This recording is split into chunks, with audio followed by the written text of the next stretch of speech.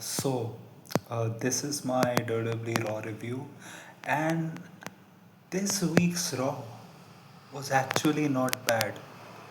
It was not bad at all.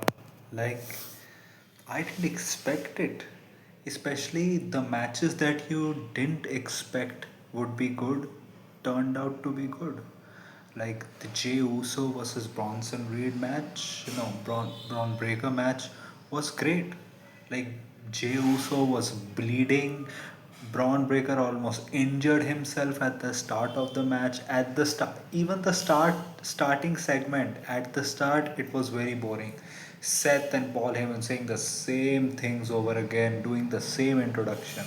But then Jey Uso interrupts, and then Seth just gaslights Braun Breaker by saying that he thinks that you're dumb. He thinks your family are a bunch of fat asses and everything. And Braun Breaker was ready to go beat up Jey Uso.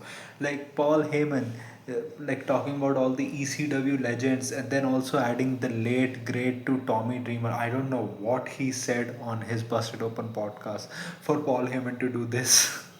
I think it's because probably for the last few days Paul Heyman has been getting a lot of vitriol online. And apart from that, like Naomi, congratulations to Naomi that she's pregnant. She was having really the run of her career, and it looked like she was going to have a pretty good title reign. But now, as she's pregnant, she's going to be out for a lot of time. Like, even if you do just 9 months, that's SummerSlam 2026. Even then, after 9 months, she's going to be with the baby also. So it can be a year, year and a half. So Naomi's gonna be out for a while. I do want to see what they do with the women's championship because Stephanie Walker has won a battle royal, and they have given no indication this week what the match is going to be at Clash at Paris for the women's world championship because first I thought that it could have been something like maybe they do like a multi-man match, whoever wins that then goes on to face Stephanie Walker, but it kind of looks like they are doing some internal turmoil between the Kabuki Warriors, Io Sky, Rhea Ripley. Like Io had a match against Raquel, Judgment Day shenanigans and all, and then Rhea came to save. And the Kabuki Warriors actually unloaded on Rhea. So it kind of looks like they're going to a tag team route. But you know what? I won't be surprised if they do like a fatal four-way. Maybe Asuka, Io, Kyrie, um, and Rhea Ripley. And whoever wins that match goes on to face Stephanie Walker uh, at Clash at Paris for the Women's Championship. And I can see probably either Asuka or Io winning that because the thing is they drafted Naomi to Raw because Liv Morgan was injured and they needed a heel, and it looks like the Kabuki Warriors are going towards the heel side, but they are a tag team. You already have a tag team heel, which are the Judgment Day. So you kind of need them to be in the singles division. And I think making Asuka the world champion is the right way to go because she has the credibility and also she's a great heel. Like she just is. To Asuka versus Stephanie, you can have all the run-in chicken shenanigans with Rhea, Io, Kyrie there also. You can protect Stephanie in a loss, and then Asuka can go on a tear as a champion. And then eventually you can have either Io or someone win the championship from Asuka, and then maybe at WrestleMania you do Rhea versus Io, where Rhea finally beats Io Sky and becomes the women's champion. And meanwhile, talking about women's championships, you had Becky defending her IC title for the second week in a row against Natalia. It was a fine match. In the end, Becky won. After the match, Becky was trying to still hurt Natalia, but then Nikki Bella returned and then she beat up Becky Lynch. And Then she said also in an interview that she will be there next week. I think they're in Glasgow or something. So she's going to be there next week. So probably they'll set up their match for Clash at Paris too. Like a lot of stuff got confirmed. Like Roman Reigns returned. After the match, like in the match, it looked like Braun is finally going to beat Jey Uso. Then doom, doom, doom, doom, doom, Roman Reigns comes out. He then spares everyone, and then Jey Uso wins. Also, you had Bronson Reed stealing um the ref shoes. LA Knight going through a table in the starting segment. CM Punk is shrugging. And the only thing was, I would have had the Judgment Day like defend their titles against Mr. Iguana and his partner. I think that would have been better because now you need to go out of your way to find a tag team for the Judgment Day to defend their title so that you can get that title defense out of the picture. Because in this match, Vikingo interferes and then he like beats up all the outside people, but then Dominic gets the better of him.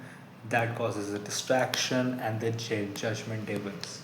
I think Mr. Iguana got a decent reaction from the crowd, and I am just like, I am fine with the Judgment Day.